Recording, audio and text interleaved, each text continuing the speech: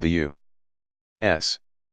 Justice Department said on Thursday that the part of Obamacare requiring individuals to have health insurance is unconstitutional, an unusual move that could lead to stripping away some of the most significant and popular parts of the law.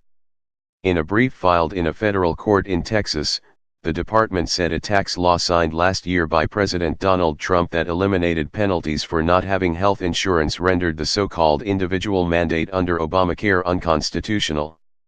The Justice Department said that also nullifies two other major provisions of Obamacare linked to the individual mandate, including one barring insurance companies from denying coverage to people with pre-existing conditions. Attorney General Jeff Sessions, in a letter to House of Representatives Speaker Paul Ryan, said he had determined the individual mandate will be unconstitutional when the tax law becomes effective in 2019. The mandate in Obamacare was meant to ensure a viable health insurance market by forcing younger and healthier Americans to buy coverage.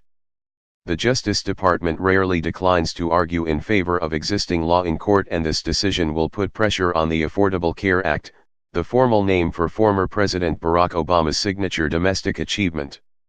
A coalition of 20 U.S.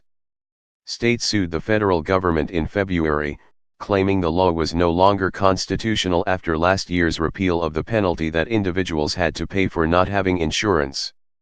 Led by Texas Attorney General Ken Paxton and Wisconsin Attorney General Brad Schimmel, the lawsuit said that without the individual mandate, Obamacare in its entirety was unlawful.